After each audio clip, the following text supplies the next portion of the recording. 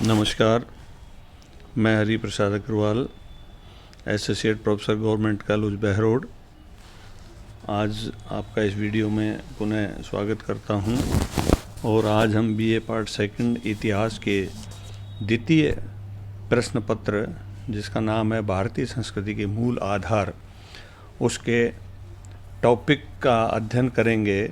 और आज हमारे टॉपिक का नाम है भारतीय संस्कृति में मूलभूत एकता, यानी विविधता में एकता।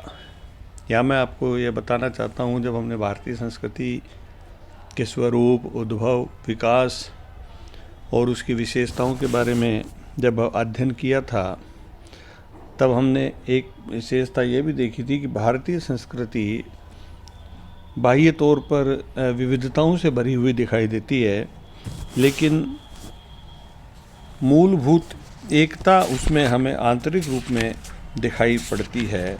और जिसके परिणाम स्वरूप हम ये मान सकते हैं या ये स्पष्ट रूप से कह सकते हैं कि भारत की संस्कृति में आधारभूत रूप से एकता विद्यमान है।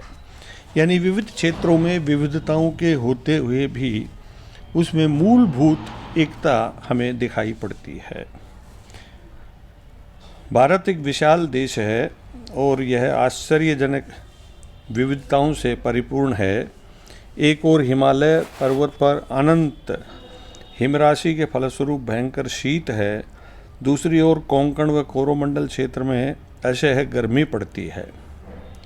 चेरापूंजी में यदि प्रतिवर्ष 400 इंच वर्षा होती है, तो कुछ रेगिस्तानी क्षेत्रों में 5 इंच या इससे भी कम वर्षा होती है। इसी तरह जलवायु की विविधता के कारण वनस्पति एवं पशु पक्षियों में भी असीमित विभिन्नता देखी जाती है। इस देश में विभिन्न जातियां निवास करती हैं। विभिन्न जातियों के साथ साथ यहाँ हिंदू, बौद्ध, जैन, सिख, इस्लाम, ईसाई, पारसी आदि धर्मावलंबी भी निवास करते हैं। देश में विभिन्न भाषाएं और बोलियां बोलने वाले लोग हैं। सामाजिक रूढ़ियों, रीति रिवाजों और विधि विधानों में भी हमें अंतर दिखाई देता है तथा प्रदेशों में परस्पर सांस्कृतिक विभिन्नता भी विद्यमान है। इसलिए विदेशियों ने भारत को जातियों, भाषाओं, मतांतरों, संस्कृतियों और रीति रिवाजों का अजायब घर और संग्रहालय कहकर भी पुकारा है। ऊपरी दृष्टि से तो यह कथन सत्य प्रतीत होता है, परंतु इन विभिन्नताओं के पीछे जो आधारभूत एकता है, वह कुछ अधिक गंभीर चिंतन करने पर ही दिखाई देती है, जिसके आधार पर हम निम्न रूप में विचार कर सकते हैं। जिसमें है, पहले हम विचार करेंगे भारत की भौगोलिक एकता। यद्यपि भारत में अनेक प्रकार के भूखंड, जलवायु, जीव जंतु व वनस्पतियाँ हैं, तथापि प्रकृति ने इसे एकीकृत देश बनाया है।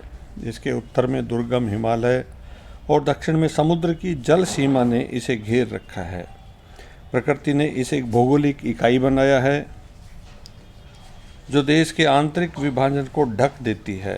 अतः जो भौगोलिक अनेक रूपता हमें दिखाई देती है, उसमें एक ऐसी मौलिक एकता है जिसने हिमालय से लेकर कन्याकुमारी तक भारतीय जीवन को एक सूत्र में बांध करके रखा है।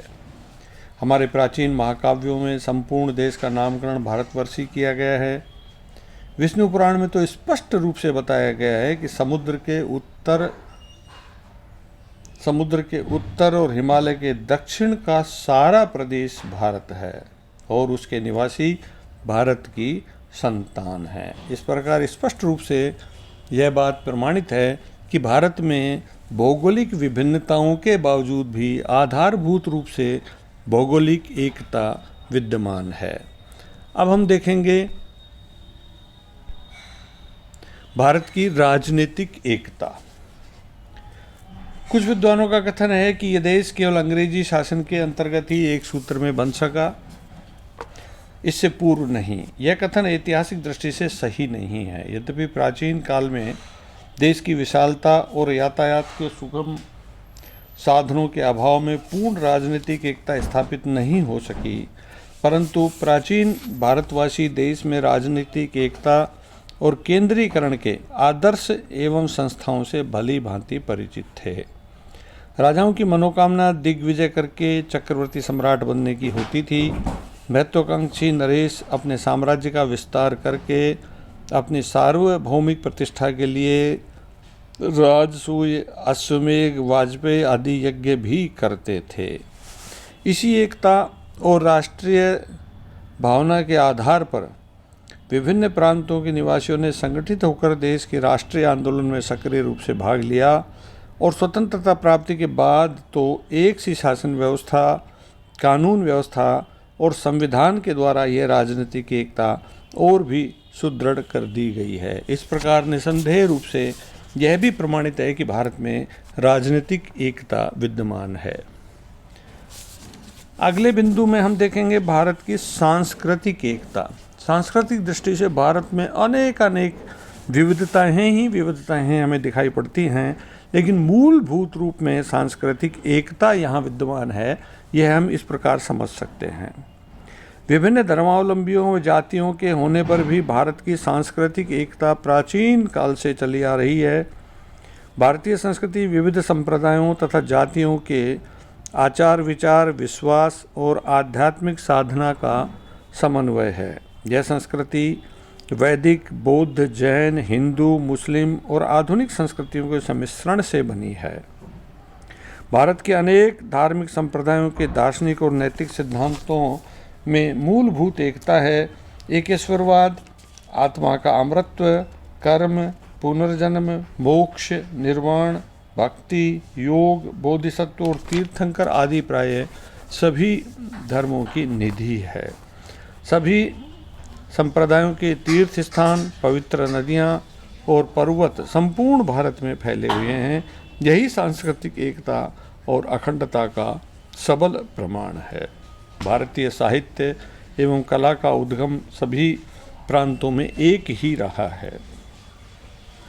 वेद, उपनिषद, गीता, रामायण, महाभारत, पुराण, स्मृति, बौद्ध एवं जैन साहित्य समस्त भारत में समान रूप से प्रेरणा के स्रोत रहे हैं।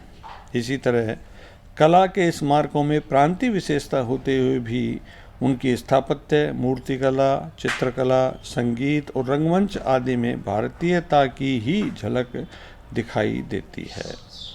भारत के लगभग सभी संप्रदायों में प्राचीन काल से संस्कृत भाषा को अपनाया था। भारत में सांस्कृतिक विचारों का आदान प्रदान संस्कृत भाषा के माध्यम से ही हुआ। अनेक मूल ग्रंथ संस्कृत में ही लिखे गए, जैसे देश की विविध भाषाओं हिंदी, मराठी, गुजराती, बंगला, पंजाबी आदि का मूल स्रोत संस्कृत ही रहा है। इनकी शब्दावली मुख्यतः संस्कृत से ही ली गई है। इसी तरह दक्षिण की तमिल, तेलुगु, मलयालम और कन्नड़ भाषाओं पर भी संस्कृत का अधिक प्रभाव रहा है। इन सभी भाषाओं के साहित्य में भी समानता देखी जाती है, क्योंकि उनके प्रेरणा के मूल स्रोत जैसे रामायण, महाभारत, पुराणों की कथाएं, उनके नायकों के जीवन चरित्र, देवी देवताओं के वृतांत ही रहे हैं। इस प्रकार संस्कृत ने भारतीयों को एक सांस्कृतिक सूत्र में बांधने में महान योगदान दिया है। इसी तरह भारत में अनेक जातियां द्रविड़, आर्य, सीरियन, हूण, तुर्क, पठान, मंगोल आदि का भी प्रवेश समय समय पर हुआ, किंतु उनमें से आज अधिकांश जातियां हिंदू समाज में इतनी घुल मिल गई हैं कि आज उनका पृथक अस्तित्व दिखाई नहीं देता है। आधुनिक राष्ट्रीयता की नवीन विचारधारा के फलस्वरूप देश की एक ही शासन व्यवस्था के अंतर्गत सभी नागरिकों को नागरिकता के अधिकार प्राप्त हैं। इससे अब जातीय भेद प्रायः समाप्त हो गया है। अतः निष्कर्ष रूप में हम कह सकते हैं कि भारतीय जीवन की ऊपर से दिखाई देने वाली विविधता भारतीय संस्कृति की वास्तव में मौलिक एकता ही है तथा संस्कृति की समृद्धि की सूचक है। विस्तार में महान तथा रीति रिवाजों में विभिन्नता होते हुए भी भारत में मौलिक एकता विद्यमान रही है।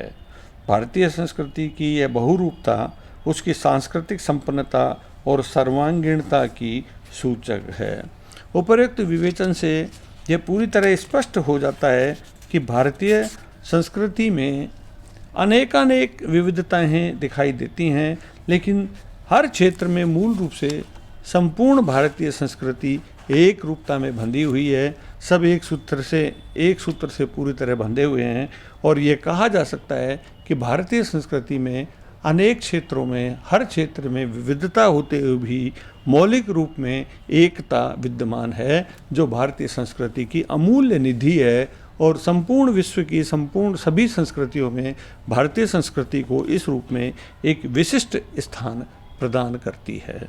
तो आज हमने इस वीडियो के माध्यम से ये अध्ययन किया है कि भारतीय संस्कृति में विविधता में एकता है। इस तरह से ये टॉपिक आज अपना यहाँ समाप्त होता है।